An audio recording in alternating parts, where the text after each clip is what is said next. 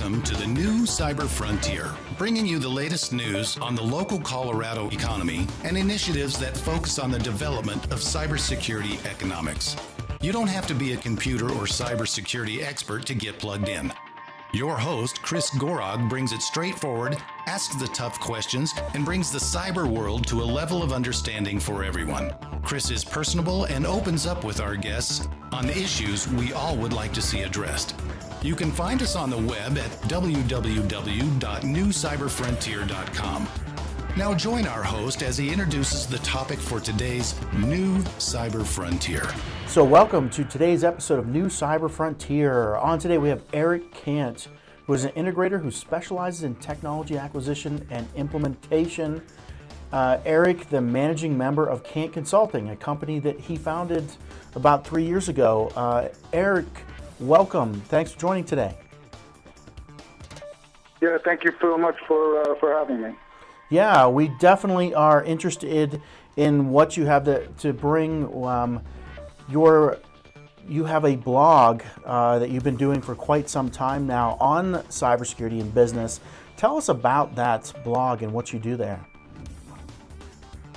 Yeah, the blog is trustedops.com, and I blog about the technologies that we get to work with. We specialize in cyber, but very unique areas of cybersecurity around the implementation and automation and compliance process. And so a lot of the blog is dedicated to the physical interdependencies of cybersecurity. Okay, and what can somebody give us some examples of some of your latest posts of what somebody can expect to see there? Yeah, most recently here we have a ransomware playbook and white paper that was developed in a joint task force that we were privileged to be part of last year, called the Analytic Exchange Program. Half government analysts, half private sector analysts working on topics of national significance. And so there's a complete ransomware playbook and white paper listed up there, as well as articles on how to solve very complex problems using multiple technologies. And that is definitely on the political aspect right now with what's been happening over the last couple of weeks, the ransomware thing. Yeah, it ends up being very interesting, and some of it is phenomenally insidious. Like it asks you to infect two other friends to get unlocked.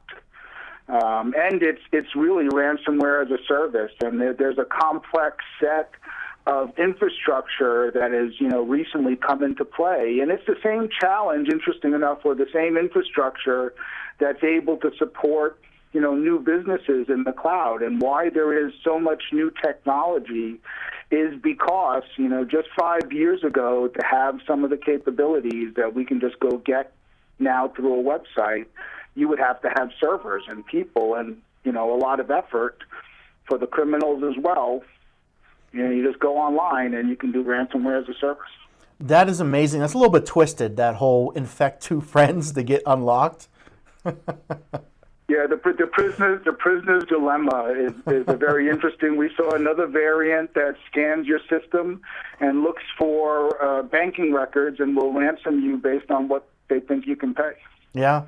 Oh wow! So tell us about your background. But the real, not to interrupt real quick, but the real challenge is going to be the infection of IoT devices.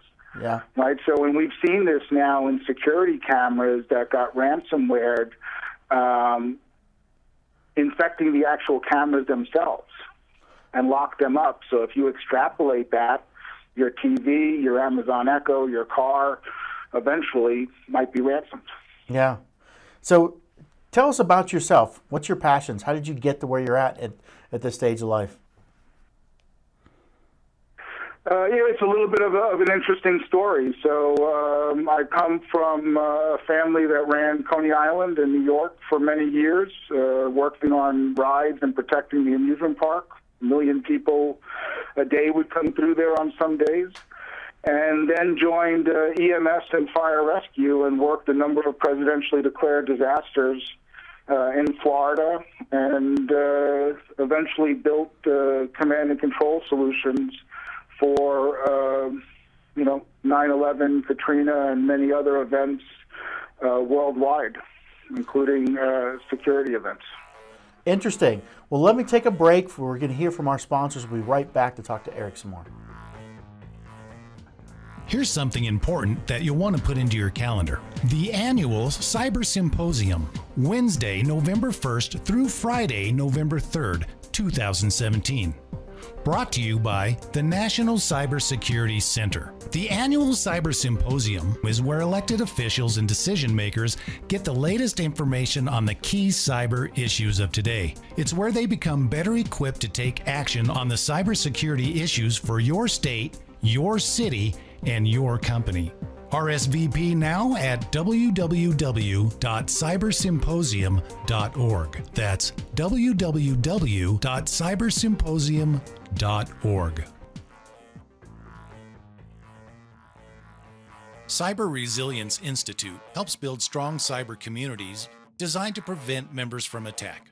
Like building a neighborhood watch, it takes coordination and a sharing community to protect our identities and valuables in the virtual world.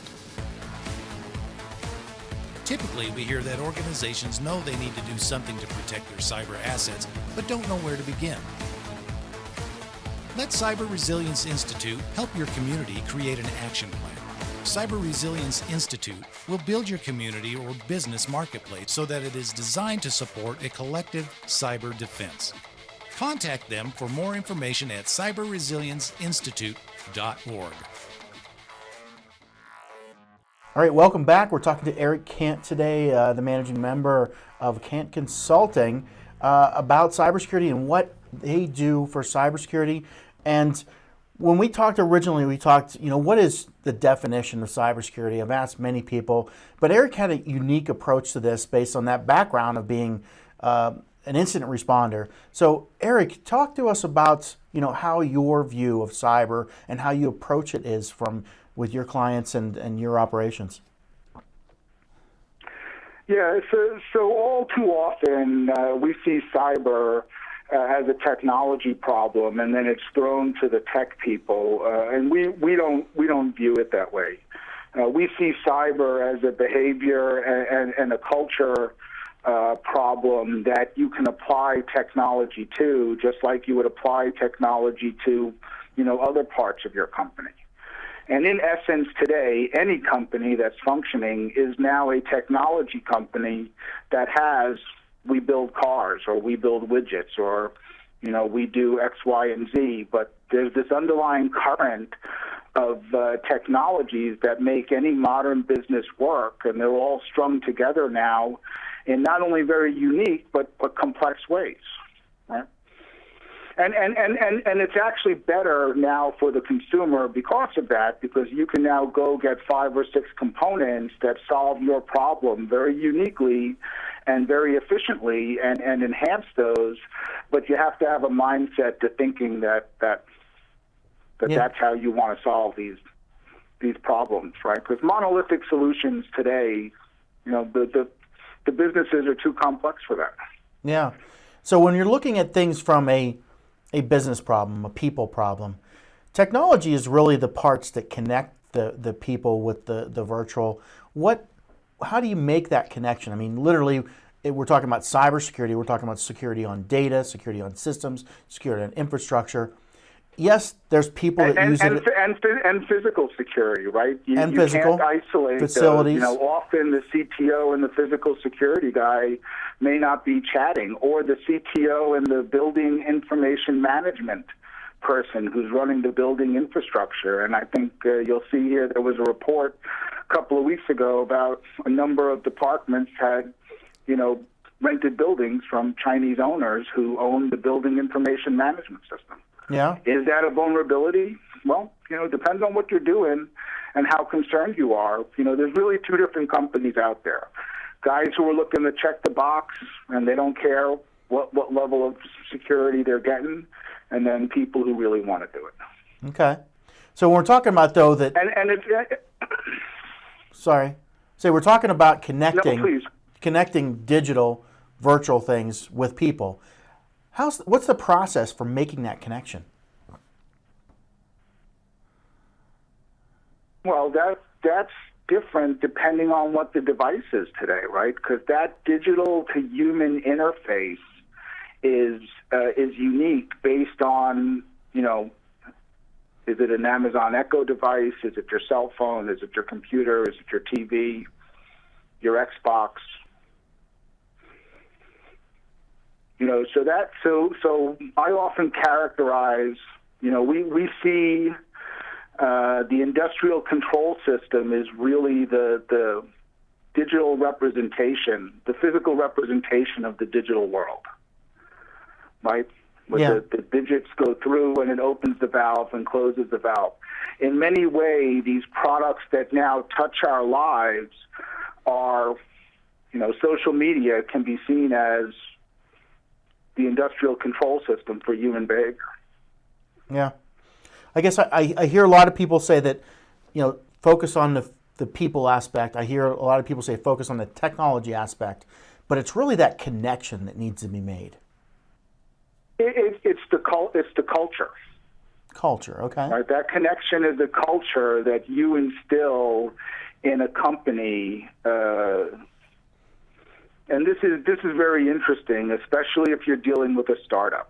Mm-hmm. So if you and I are starting a startup company and we have a culture of high security and we start that from day one and we make it achievable and build it as we go, when we later have to comply with some cyber protocols, FISMA or CGIS for the law enforcement people, FISMA for the federal government, FedRAMP, DFARS, the federal acquisition rules, any of those compliance regimes become easier because we baked it into the solution from day one.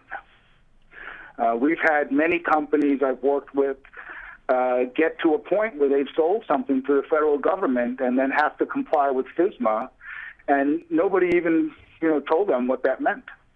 Mm-hmm. Right, and if you haven't thought about some of those elements, and you have to separate cybersecurity for your company from secure cyber product management. That means that you have a cyber culture in the product management process, in the software development lifecycle, right? Securing the company and securing the product management cycle, if you are developing technology, right, are two different things. Yeah. So, there we were talking about startups and baking in security from the beginning. A lot of companies, they're already, the train's already moving. How do we start from, putting that in or trying to do a bake-in of security for a company that might not be brand new? You have to, I would start by assessing the potential marketplaces that you may get acquired into and then backtrack the security compliance requirements to what your existing capabilities are. Mm-hmm. And then slowly try to enhance those capabilities based on some end goal that gets you to a sellable product, right? Because at the end of the day, you want to care about cybersecurity because you want to have a secure solution because it will be the market differentiator of tomorrow. Okay.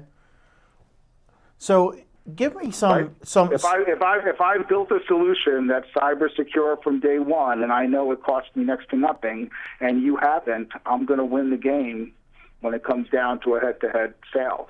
Yeah. Right. Give me some examples of how companies from your companies you've worked with that you can give examples to our listeners to say, here's some ways you can do things yourself that will save you a lot of pain in the future. Yeah, like I said, bake it into the culture. Start today with a piece of paper and write down exactly we're going to be cyber secure and we're going to do X, Y, and Z to be cyber secure. Something is better than nothing. And if you go to my blog, and I can send this to you, there's a great DHS publication that gives you a perfect 1, 2, 3 roadmap of the basics of what you can do. And none of that costs money. And then you put additional layers on that to not only help you comply, but then be much more competitive because you know about these things. So there's a free intrusion detection system out there, semi-free, open source product that you can run that does intrusion detection called Security Onion. Right? Download that and run that and monitor your network. Because at the end of the day, if you're not watching what's going on in the wire, you got no clue. Yeah, and intrusion detection, explain what that is for people that might not know. Basically a system of open source products that are built into an environment that can do monitoring of your actual packets as they pass through the network, and then report on known, malicious activity. So you're monitoring your network traffic, things that come into your company from the outside world, and trying to determine if it's something you should shut down, allow, or be concerned about. Me? I run one on my network, my kid's network, or my mother's network, because if you're not watching it, you don't know what's going on. Yeah. It's just that simple, right? Yeah. Well, let's take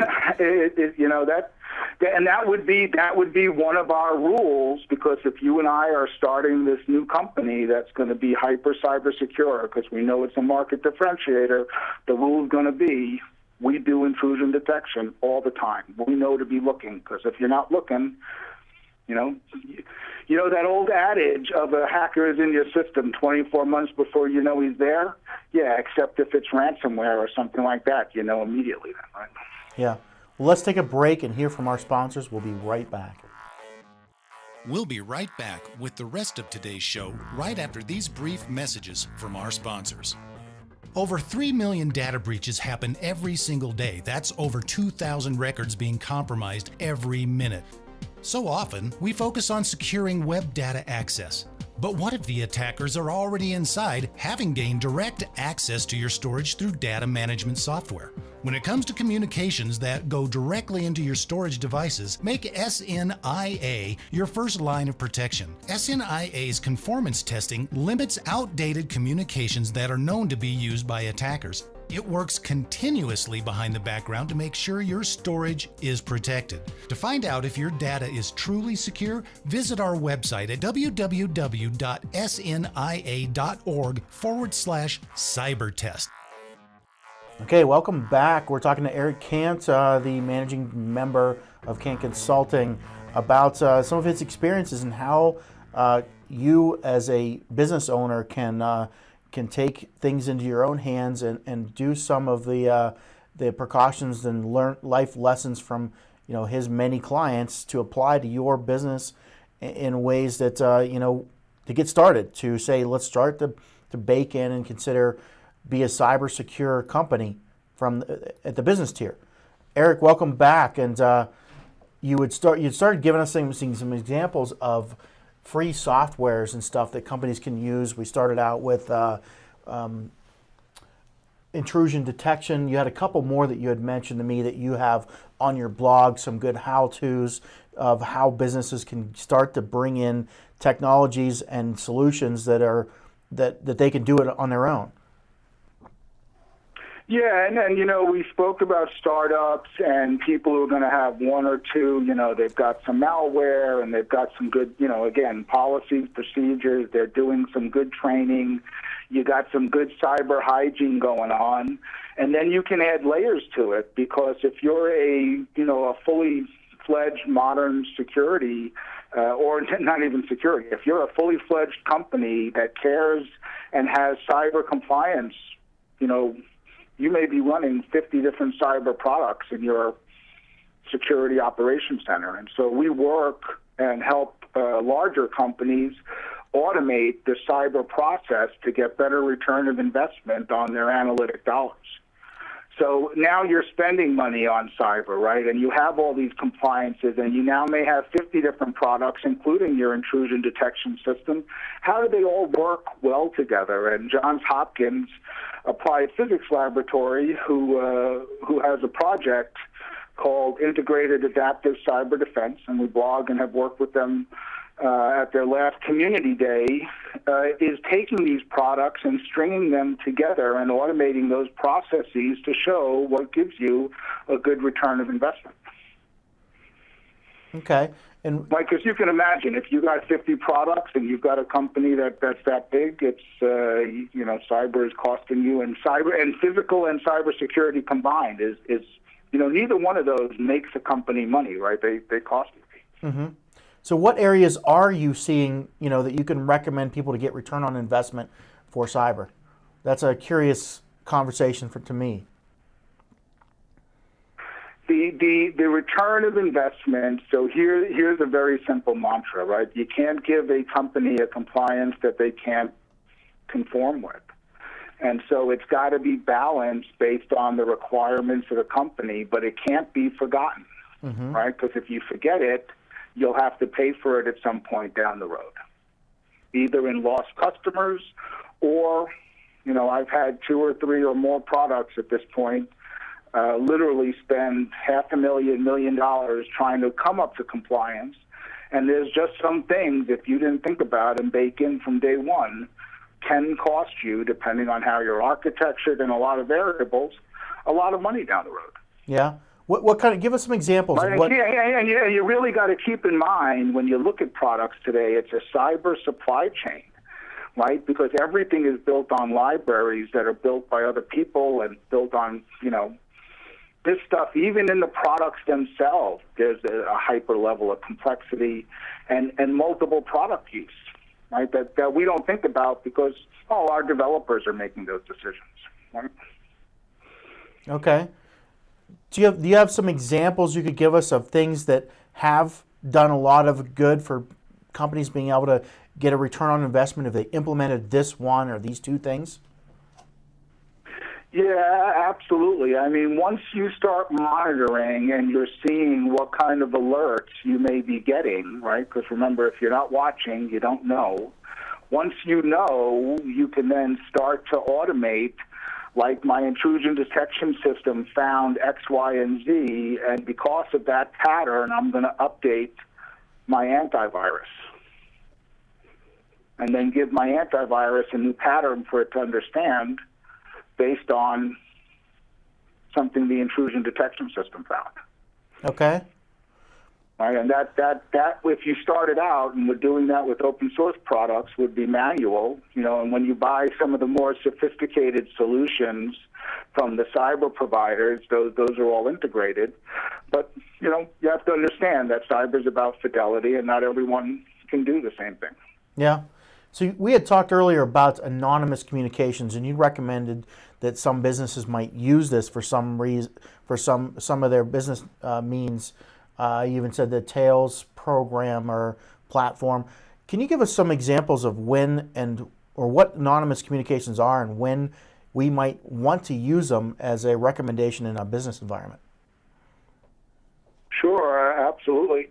When we're sending people overseas, we would use products like Tails, and Tails is an anonymous server device that you can go get and download, much like Security Onion and some of these other open source tools. And it's a completely configured Linux environment that has open source Office and email and chat and all of that. But everything is proxied through the Onion router. So explain what that means. The Onion router is the Tor network is a set of servers run by the community that provide anonymous communication. And there's a lot of detail in there. You can look it up on Wikipedia for those who are interested. But the Tor network, much like a VPN network, provides you anonymous access. Right? So we would use solutions like these when we send workers overseas, especially in countries that may be not so friendly. And they could use this, or we would swap out the proxy of the Tor network with our own VPN network, and they would not have a regular machine. The entire machine would then be loaded on a USB key, and then you would plug that in and boot off of the USB key to have your machine and all your encrypted data. And that provides extra levels of protection when you're working out of country or on networks that may be unsecure. Okay, so we're talking about when we send employees overseas and we want to be able to communicate with them and not have them traced as to where they're at. Well, if you're working in a foreign country, they don't have the same laws around the internet, and most of their internet companies are quasi-government entities. You have to assume that whoever's backbone you're on can read and see everything that you can do. Gotcha. Unless you're doing something to circumvent that wherever you go. Starbucks, you go to work with a partner at Microsoft or IBM, or I don't care what office you go to, whatever network you're on, that person, depending on what they're monitoring, can see and touch a lot of your stuff. So we're talking about keeping our private corporate information, our trade secrets, when we're on networks overseas. Or just your activity, right? Your metadata and your activity today, we all produce so much digital back trails that, just why would you want to give people all that information? Okay. So have you run into areas where people have used that information against some of your clients, and what type of examples can you give us? Oh yeah. I mean, just recently here, we had a trucking company that had ransomware, and it ended up being from an insider threat model. Okay, so something that somebody saw in their traffic when they were overseas that they used against them to be able to ransom them? That's correct. And then provided, access, social engineering and access into the system, and they were able to be, accessed for ransomware. Oh, interesting. Another thing we had talked about, and of course, ransomware just happens to be the sort of vector du jour. You can't forget all the other traditional stuff that's out there. Yeah. Right. Another thing we had talked about is you do your own pen testing internal, and you recommend to your clients to ways they can do that. Tell us about that and what you do when you help people do their own pen testing or set up for that process. Sure. Again, that's all about fidelity, right? And there's no reason why you can't go download a tool like Kali Linux and do some basic scans from and around your own edge, right? Whatever that edge is, right? Wherever your router is and where that, you have to determine that for your company. Or you can hire, and we work with a number of very reputable firms who do pen testing for thousands of servers for multiple companies and government entities. There's fidelity, right? And granted, you downloading Kali Linux and doing some pen testing is, not the greatest, but is it better than nothing? Yeah, of course it is. Okay, so if you it's like CPR back in the day, right?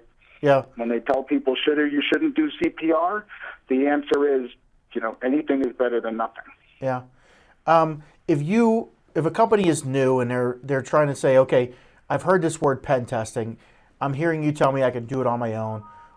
When and why do you start that?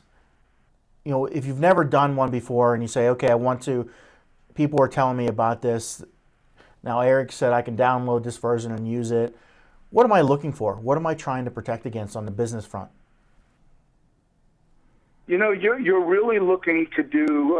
It depends on what you're doing. So, right, you can really classify cybersecurity into two different areas. One is securing the business itself, right, and that's the business infrastructure and your continuity of business kind of guidelines and operations, right?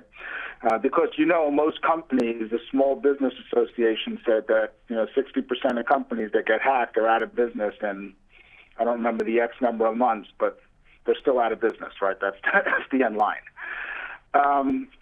Then there is if you are developing software, right?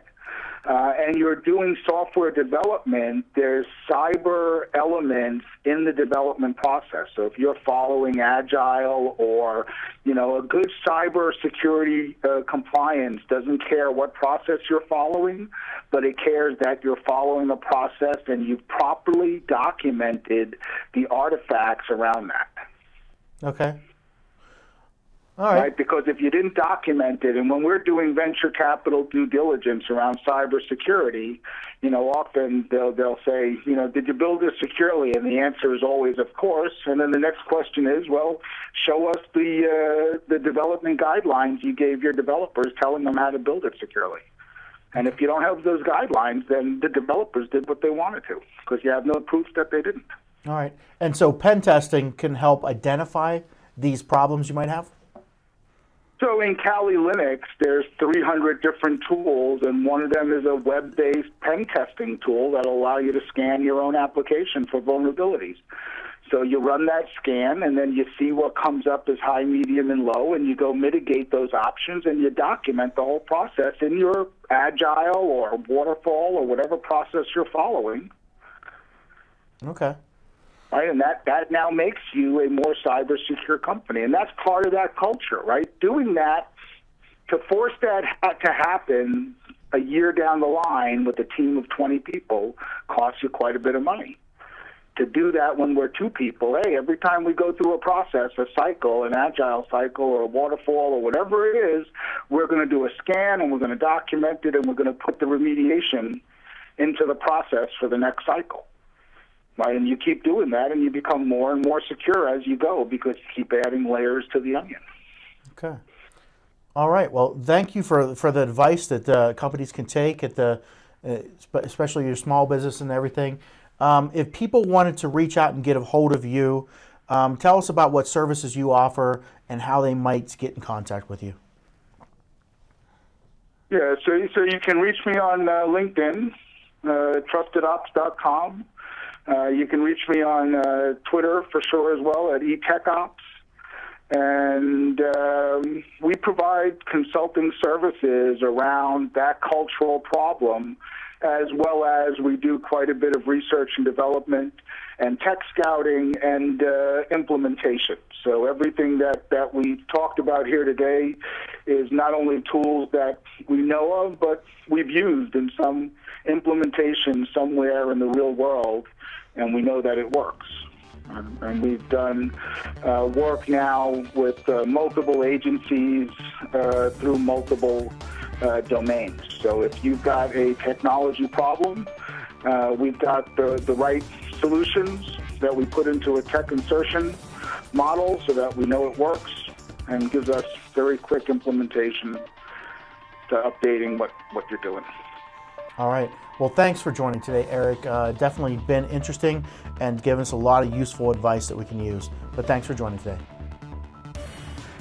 Yeah, thank you so much for inviting me, and your time is appreciated. All right. You have a great day. Bye.